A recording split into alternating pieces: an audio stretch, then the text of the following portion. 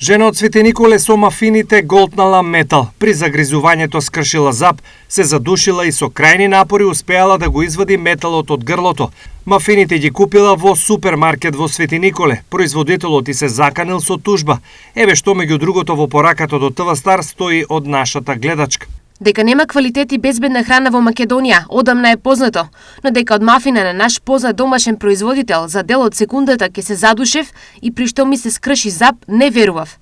Сега, како предупредување, го пишувам овој пост, бидејќи знам дека мафините на овој бренд се на секој роден ден и секоја детска прослава.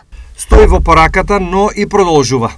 Долго време се мислев дали да го објавам овој пост, но мислам дека моја граѓанска должност е да известам по широката јавност што се произведува и пласира на пазарот.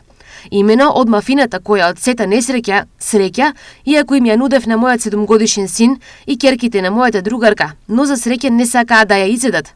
Ке беше фатално и не сакам ни да помислам. Јас да не се фрла, ја голтнав мафината, при што осетив тап удар и потоа нешто не ми даваше да дојдам до воздух. Среќа останав прибрана и со ноктите гребав по своето грло, борејќи се за здив. За голема среќа нашата гледачка парчето метал успеала да го извади, но пола од скршениот зап извадила, а пола голтнала.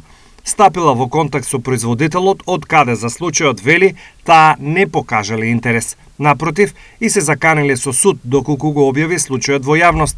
Поради дрскиот однос, сега гледачката од Свети Николе подготвува тужба против познатиот производител.